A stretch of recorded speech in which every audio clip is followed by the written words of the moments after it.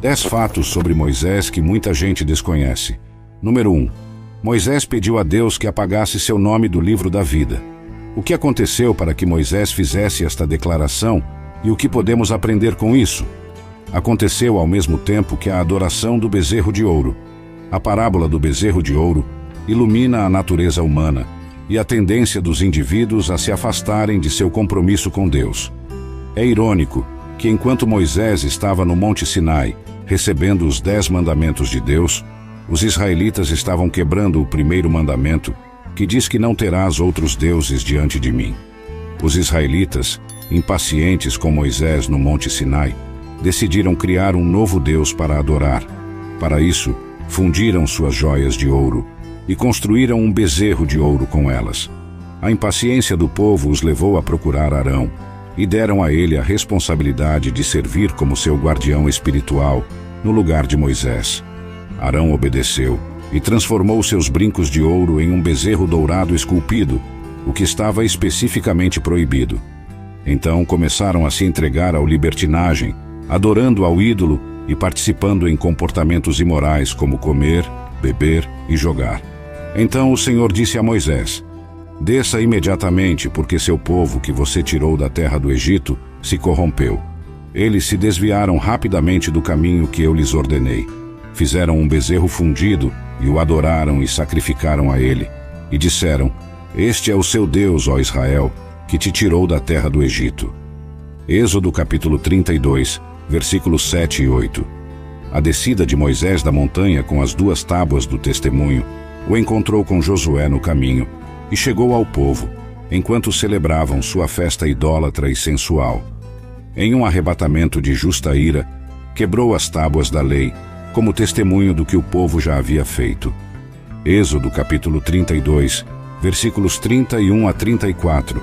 Então Moisés voltou perante o Senhor e disse: ó, que grande pecado cometeram estas pessoas! Fizeram deuses de ouro. Mas agora, por favor, perdoa o seu pecado, mas se não, apague-me do livro que escreveste. O Senhor respondeu a Moisés: a quem pecou contra mim, apagarei do meu livro. Agora vá, guie o povo ao lugar do qual falei, e meu anjo irá adiante de ti. No entanto, quando chegar o momento de punir, punirei o seu pecado. Moisés não minimizou a gravidade do pecado cometido pelo povo, nem tentou diminuí-lo. Eles eram responsáveis por glorificar uma divindade de ouro. Apesar da enormidade do pecado do povo, Moisés pediu perdão. Esta foi uma súplica à misericórdia e graça de Deus. Moisés suplicou a Deus que perdoasse a Israel devido à sua própria identificação de sacrifício com o povo pecador. Se Deus se recusasse a perdoar, Moisés pediu para ser condenado como sacrifício pelo seu povo pecador. Moisés sentiu que Israel havia pecado tão terrivelmente que o sangue de um deus ou um boi não poderia cobri-lo. Tinha que ser um homem que sofresse em seu lugar. Por isso, ofereceu-se para ser apagado do livro de Deus, se de alguma maneira pudesse resgatar o povo. Deus disse não ao pedido de Moisés, mas podemos dizer que Deus estava antecipando o sacrifício de um maior que Moisés, que se daria a si mesmo pelo povo, trazendo uma expiação completa e total. Claro, Jesus tinha o mesmo coração sacrificial quando morreu por nossos pecados. Deus aceitou perdoar a nação, mas reservou o direito de julgar os pecadores individuais. Agora, pois, vá, guie o povo ao lugar do qual falei. Foi a promessa de Deus de permanecer fiel a Israel e manter sua presença com eles. Meu anjo irá adiante de ti. Número 2. Moisés e o ídolo de Neustão. Os livros bíblicos dos reis se referem à imagem de uma serpente enrolada ao redor de um poste como Neustão.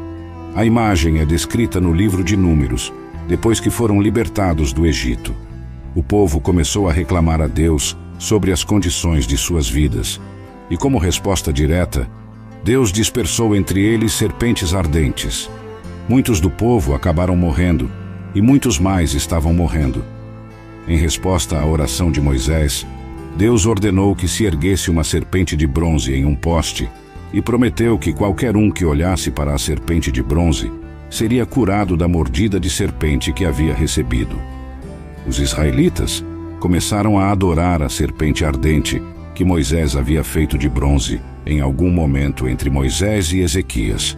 A serpente de bronze é mencionada em conexão com as reformas de Ezequias, mas a adoração de Neustão poderia ter estado acontecendo muito antes de Ezequias. Segundo dos Reis, capítulo 18, versículo 4. Ele eliminou os lugares altos do culto pagão, derrubou as imagens, as pedras comemorativas e cortou os azerins. Também esmagou em pedaços a serpente de bronze que Moisés havia feito, porque até aqueles dias os israelitas lhe haviam queimado incenso e era chamada Neustão, uma escultura de bronze. Embora seja fácil ver como algo que trouxe cura milagrosa poderia se tornar um objeto de adoração, ainda era uma desobediência flagrante aos mandamentos de Deus. A serpente de bronze foi o método de Deus para a libertação durante o incidente registrado em Números 21. Não há o menor indício de que Deus pretendia que ela tivesse alguma aplicação adicional. É interessante notar que a tradução literal da palavra Neustão é peça de bronze. É possível que Ezequias tenha dado o nome de Neustão para que as pessoas lembrassem que era apenas uma peça de bronze, que não continha poder algum.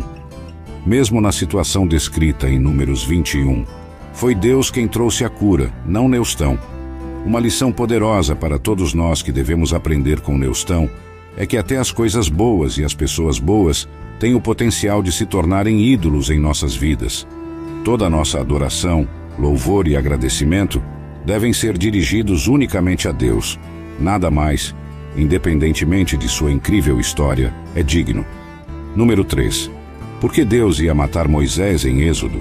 A sarça ardente. Deus escolheu Moisés para libertar os israelitas da servidão do Egito e guiá-los à terra prometida.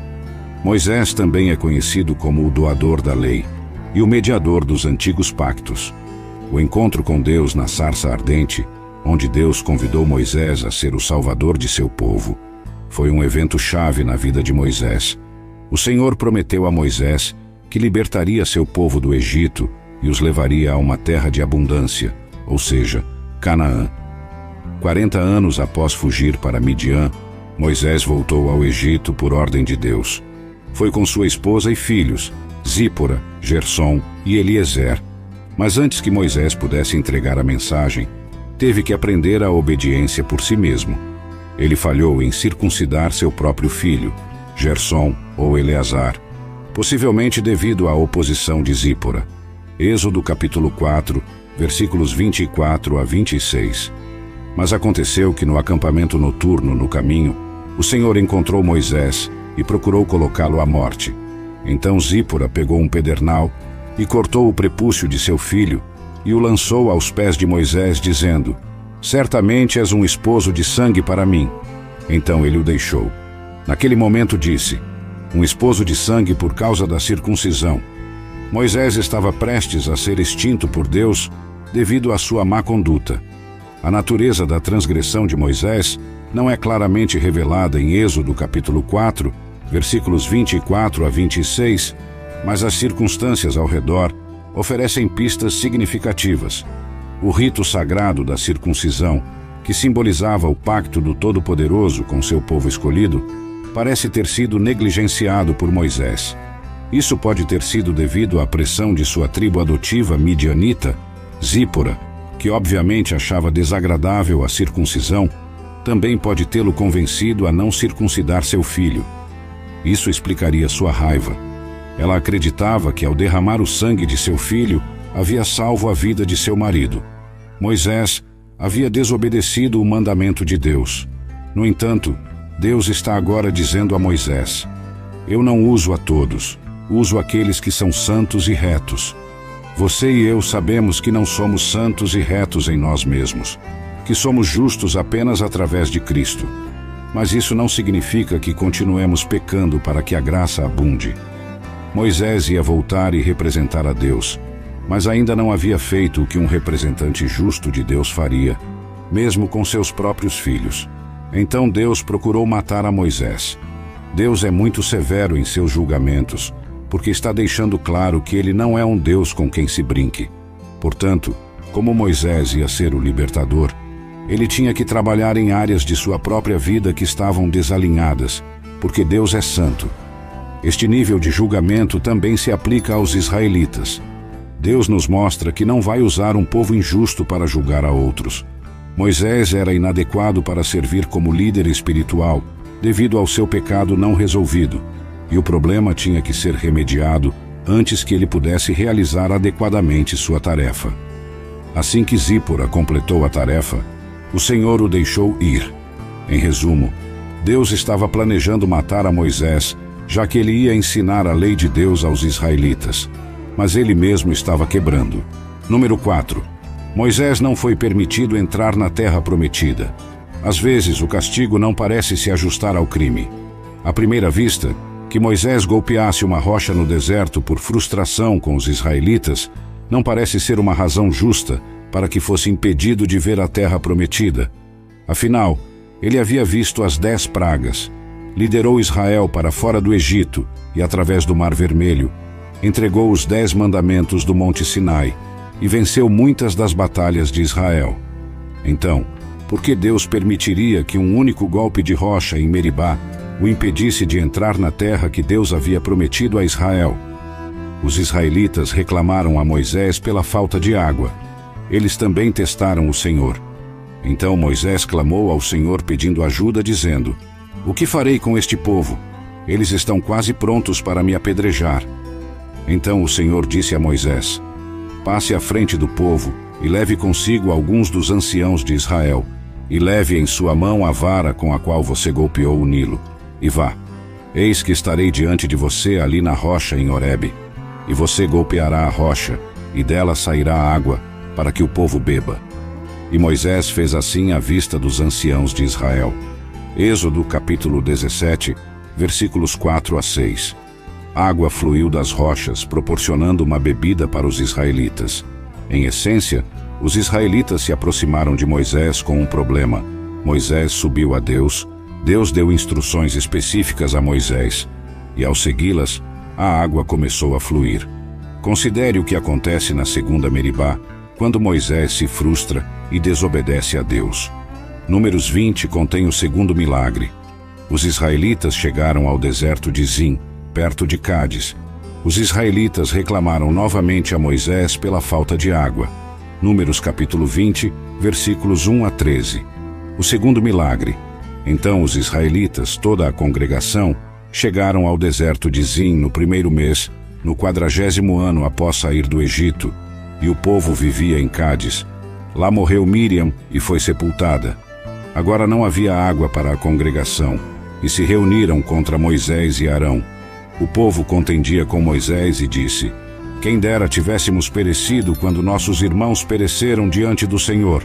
Por que trouxeste a Assembleia do Senhor a este deserto para morrer aqui, nós e nosso gado? Por que nos fizeste subir do Egito para nos trazer a este lugar miserável?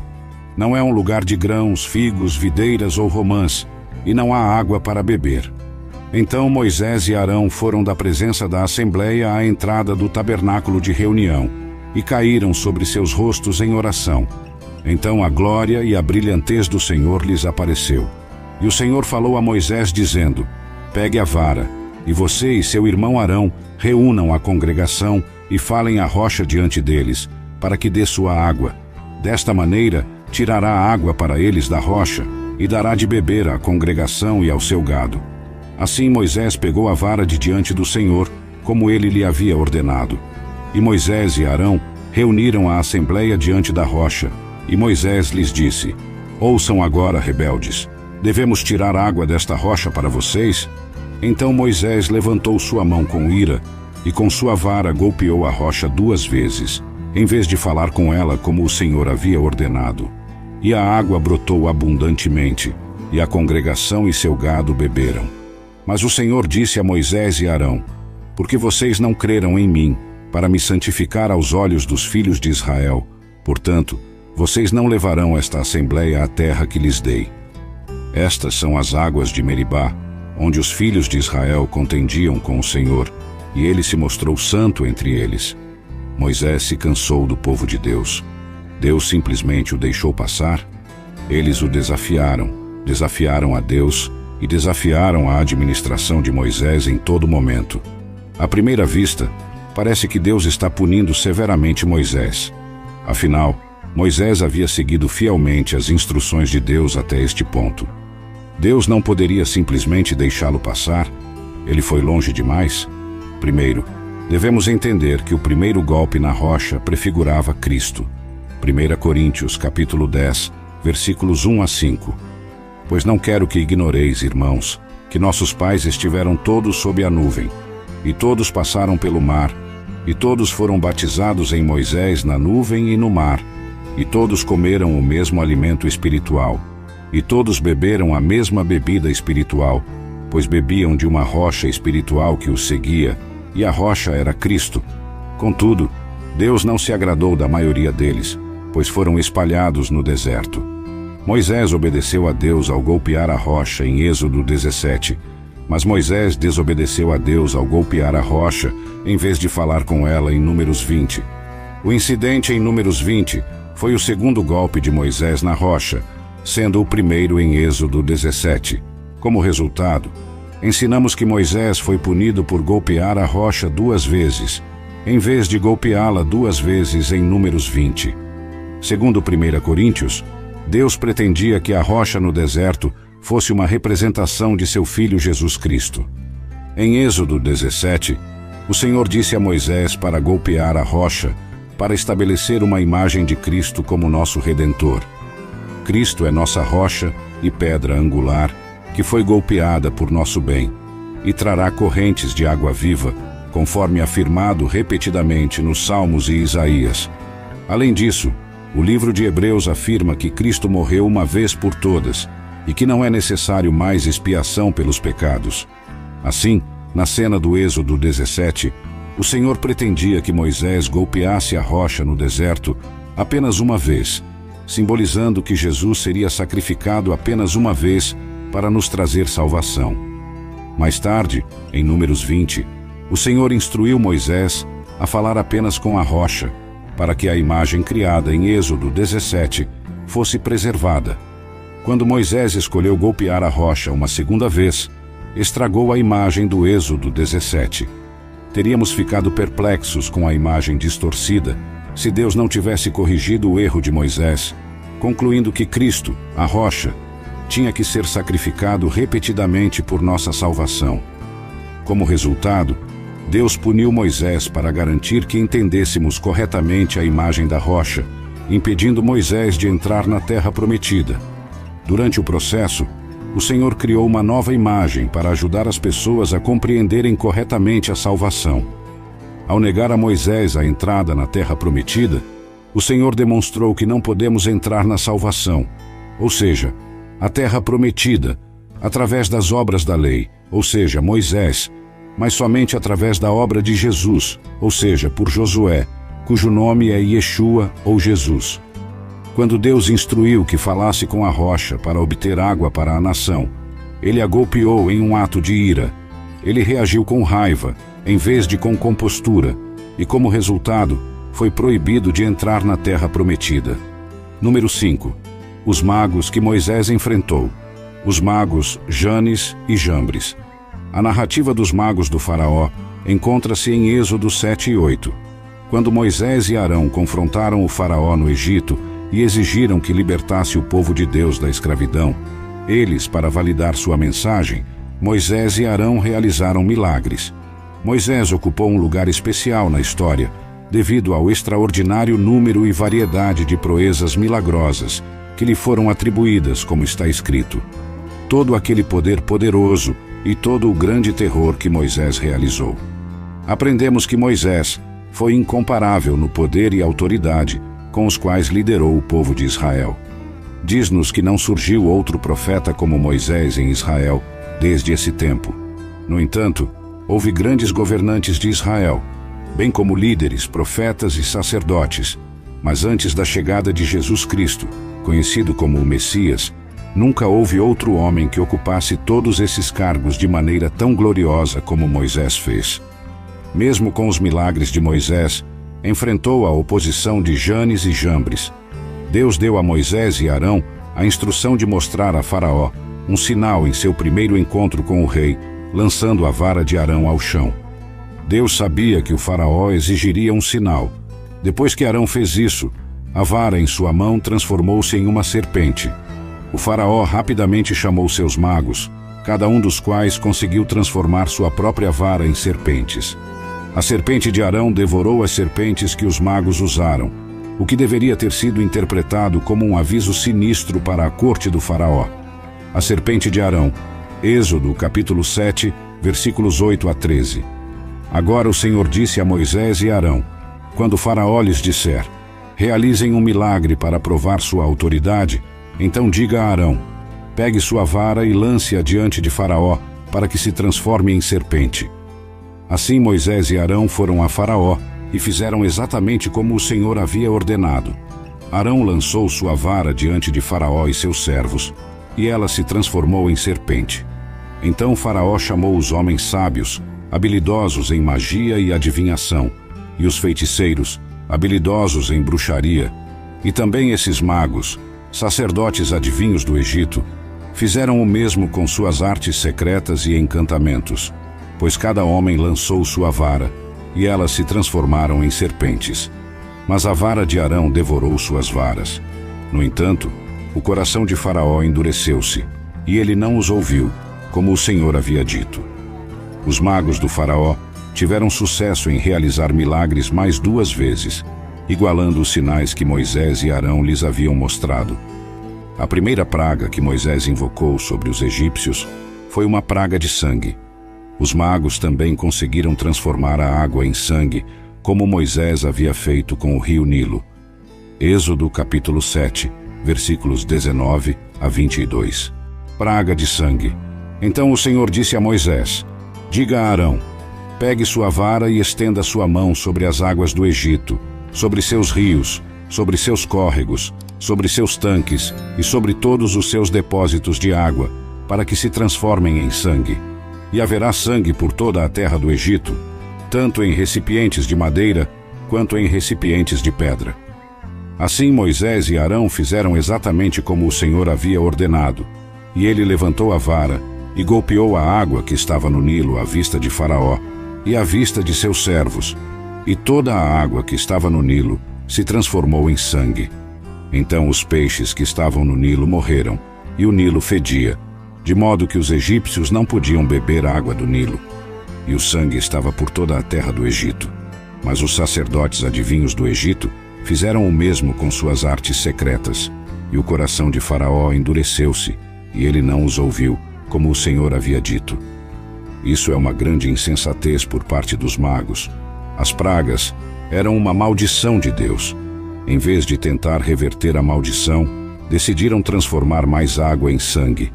Eles também acrescentaram a maldição de seu povo.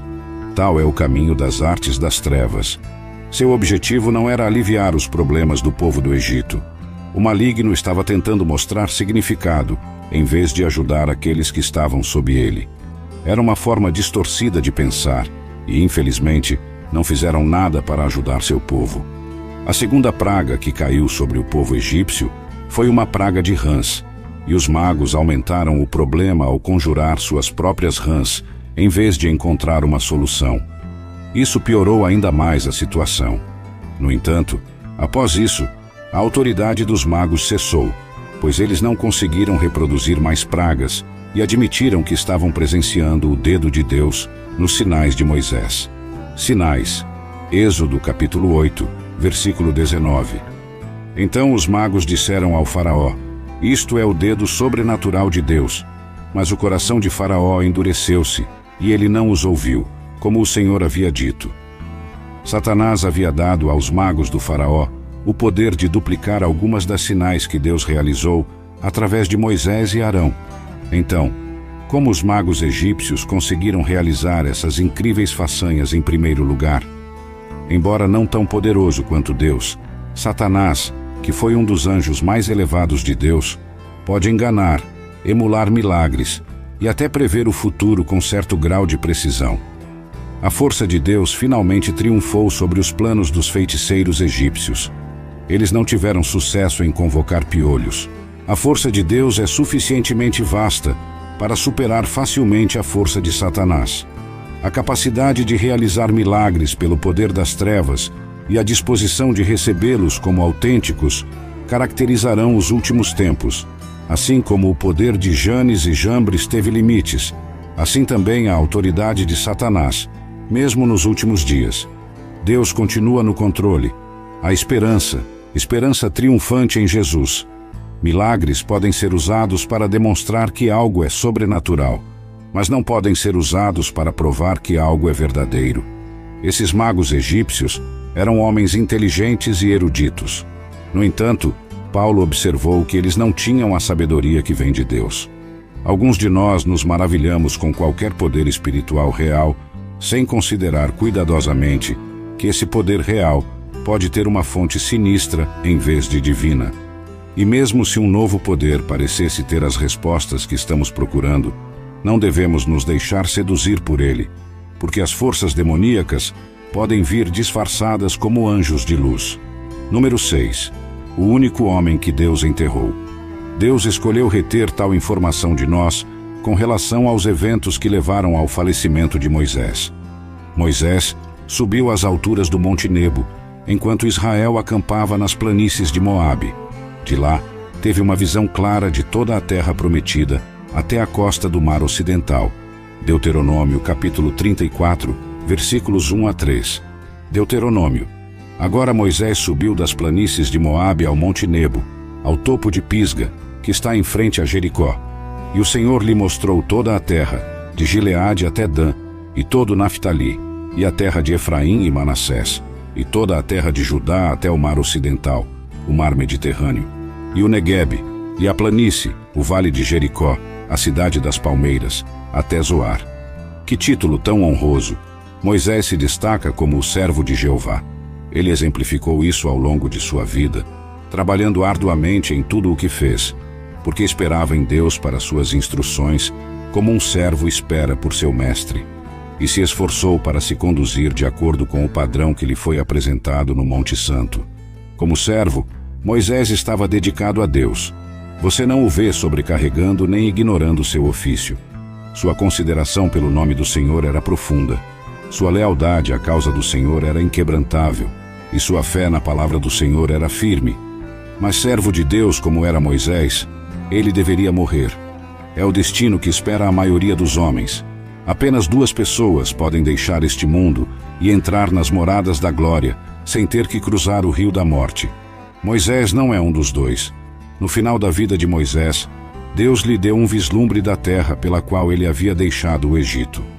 Moisés subiu ao Monte Nebo das planícies de Moabe, até o topo de Pisga.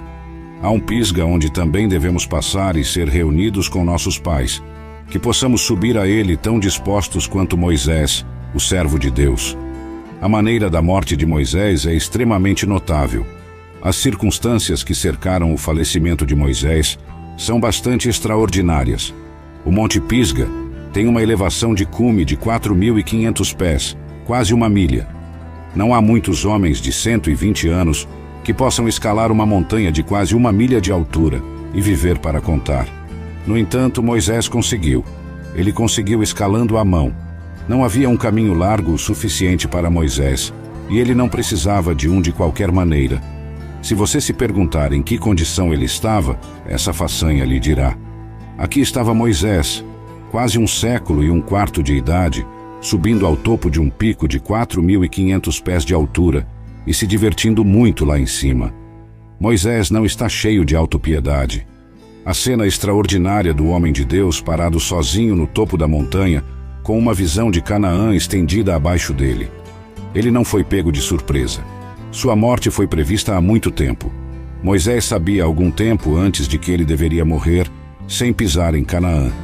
O grande homem teve assim um amplo conhecimento de sua própria partida.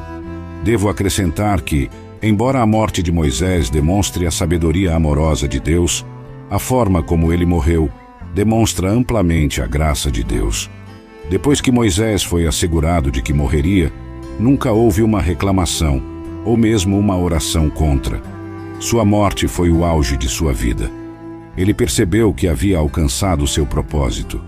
Ele foi encarregado de guiar o povo através do deserto, O que ele fez? Além disso, morreu na melhor companhia possível. Alguns homens morrem de maneira mais apropriada na companhia de seus filhos. Sua força esteve em seus deveres e apegos domésticos, e em sua descendência fecham apropriadamente seus olhos. Mas não havia verdadeira parentela para o homem Moisés. Moisés morreu conforme a palavra do Senhor. Que maneira de viver 120 anos e não precisar de óculos, 1 século e 1/5 e não precisar de muletas. Moisés nunca se sentou em uma cadeira de balanço, esfregando-se com linimento e bebendo ensure. Mas o versículo 6 contém uma das declarações mais notáveis sobre toda a carreira notável de Moisés. Deuteronômio, capítulo 34, versículo 6. Lugar de enterro de Moisés. E ele o enterrou no vale na terra de Moabe, em frente a Bet-peor. Mas ninguém sabe onde está seu lugar de sepultura até o dia de hoje. Deus pessoalmente enterrou Moisés, a única pessoa na Bíblia a fazer isso. Você percebeu isso? Número 7. A localização de seu corpo é desconhecida. O Senhor então ocultou o túmulo. O que o levou a fazer isso? Porque esse túmulo teria se tornado um santuário. Ainda estariam traçando um caminho até Nebo hoje, erguendo santuários, vendendo pipocas e amendoins, fornecendo vários passeios, possivelmente até enviando um bonde até lá, com enormes faixas declarando lugar de sepultura de Moisés. Então foi ocultado. Isso era tão crucial para o Senhor que até provocou um confronto angélico. Número 8. O diabo lutou pelo corpo de Moisés. Judas, versículo 9, refere-se a um evento que não se encontra em nenhum outro lugar da Bíblia. Teve que lutar ou disputar com Satanás sobre o corpo de Moisés. Mas o que isso implicou não é descrito. Judas 9. No entanto, Miguel, o arcanjo, quando contendia com o diabo discutindo sobre o corpo de Moisés, não ousou proferir contra ele uma acusação injuriosa, mas disse: "O Senhor o repreenda." Este evento ocorre em Judas. Aqui Judas compartilha conosco um incidente que não se encontra em nenhum outro lugar da Bíblia. Surge naturalmente a pergunta de onde ele obteve essa informação.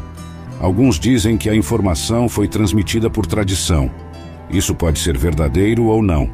Não temos conhecimento definitivo de por que surgiu a disputa entre Miguel e Satanás sobre o corpo de Moisés.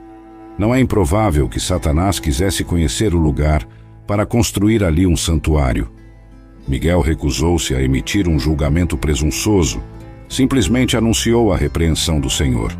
Apesar de seu grande poder, Miguel permanece completamente submisso ao Senhor. Os anjos justos têm uma hierarquia e são submissos à autoridade. Considerando a força de Miguel, a submissão do arcanjo a Deus é ainda mais bela. Podemos ver que a submissão nunca é destinada a tirar a força, o propósito ou o valor de um indivíduo. A força do anjo Miguel não estava em questão, já que a última menção de Miguel, o arcanjo, aparece em Apocalipse capítulo 12, versículo 7, quando Satanás é expulso do céu. O confronto é um mal necessário. Ninguém o desfruta, mas deve ser feito para corrigir, purificar e unificar a comunidade. Número 9. Moisés encontra-se com Jesus.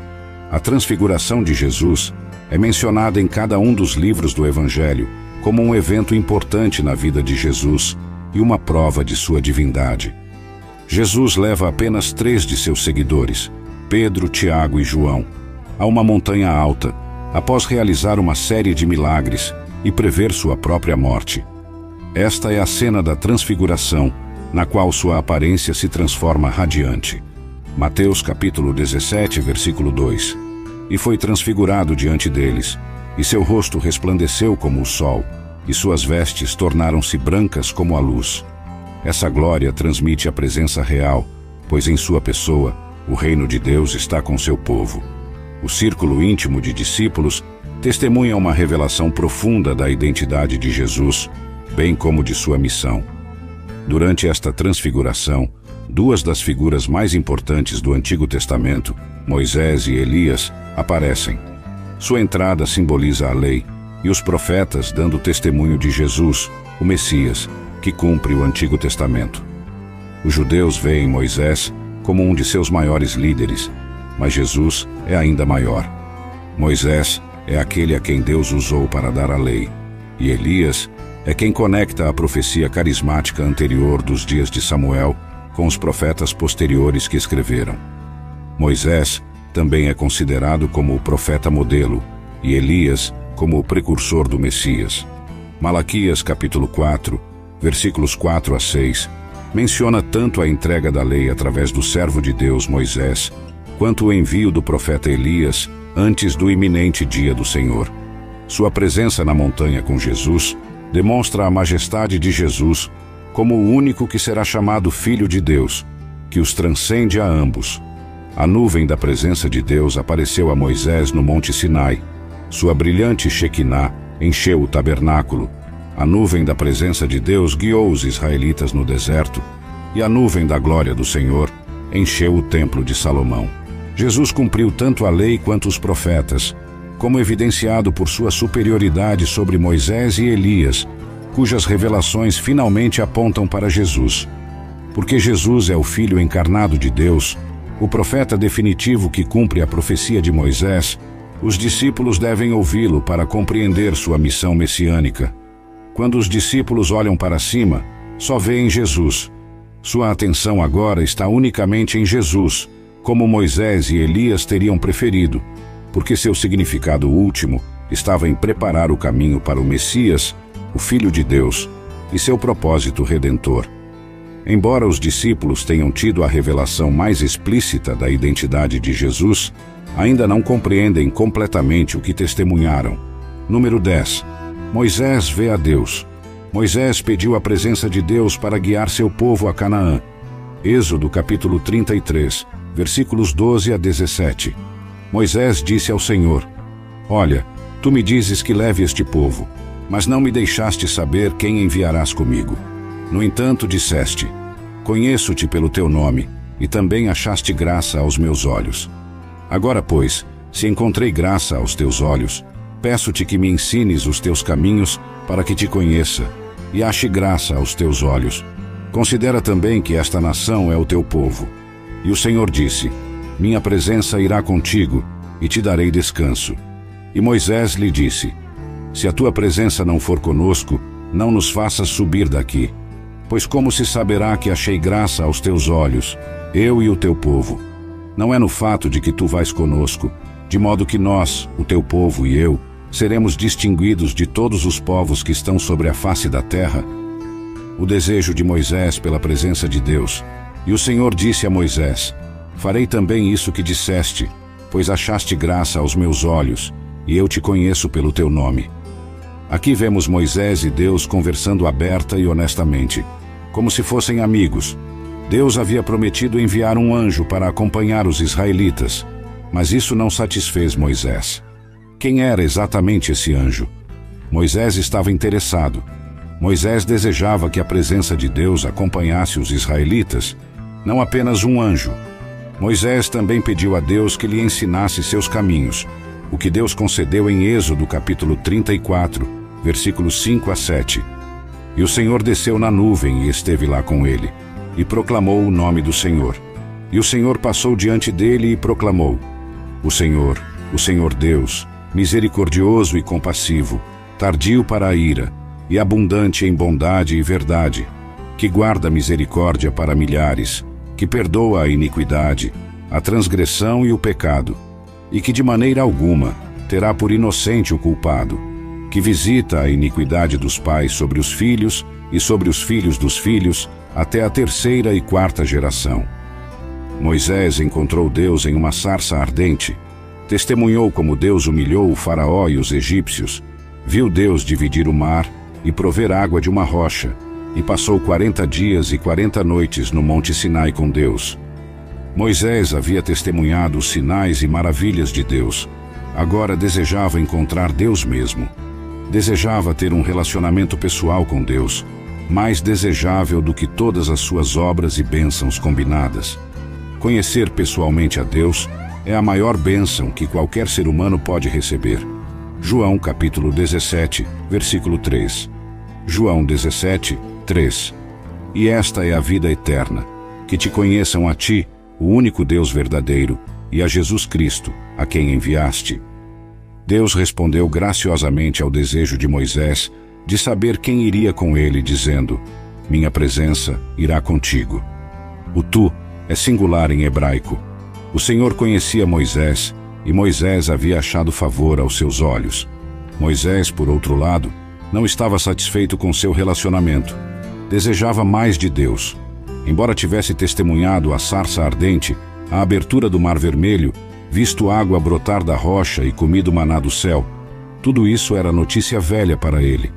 Desejava aprender mais sobre Deus. Desejava uma compreensão mais profunda de Deus. Então Moisés disse ao Senhor: por favor, ensina-me os teus caminhos para que eu te conheça. Moisés era como um homem faminto sentado a uma boa refeição. Ele não estava satisfeito com apenas beliscar um aperitivo e provar a sopa. Ele queria devorar tudo o que o Senhor tinha para oferecer. Moisés entendia o que o salmista dizia: como o cervo brama pelas correntes das águas, assim a minha alma clama por ti, ó Deus. Salmo 42, versículos 1 e 2. Salmo capítulo 42, versículos 1 e 2. Como o cervo brama pelas correntes das águas, assim a minha alma clama por ti, ó Deus. A minha alma tem sede de Deus, do Deus vivo. Todo coração crente deveria ter essa atitude. Deus não está interessado em meros frequentadores de igreja. Ele deseja ser conhecido por aqueles que têm fome e sede. De fato, conhecer a Deus é o significado da vida eterna. Moisés, sem dúvida, estabeleceu um maravilhoso exemplo de intercessão e mediação com Deus. Que grande homem temente a Deus foi ele. Deus aprovou dele. No entanto, um mediador maior que Moisés estava por vir: Jesus Cristo, em quem Deus também se agradou. E por causa de Cristo, os cristãos também têm os mesmos privilégios que Moisés tinha. Nós também podemos conhecer a Deus. Também somos amigos de Deus e podemos falar com Ele face a face. Então Moisés disse: agora, mostra-me a tua glória. Êxodo capítulo 33, versículo 18. Moisés queria ainda mais. Ele disse ao Senhor: por favor, permita-me ver a tua glória. Em outras palavras, Moisés queria ver uma manifestação visível do Deus invisível, tornar-se público para ele e fornecer uma exibição observável de sua divindade gloriosa. Você está satisfeito em ouvir um sermão e cantar algumas músicas para Deus? Ou anseia constantemente ver mais de Deus em sua vida? Captar um maior senso da glória de Deus? Moisés ousou fazer um último pedido especial: agora, mostra-me a tua glória. Acima de tudo, foi a misericórdia e compaixão de Deus que o levou a renovar seu pacto com Israel.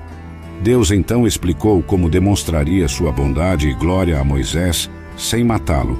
Ele descreveu sua aparição a Moisés usando os termos mão, costas e rosto.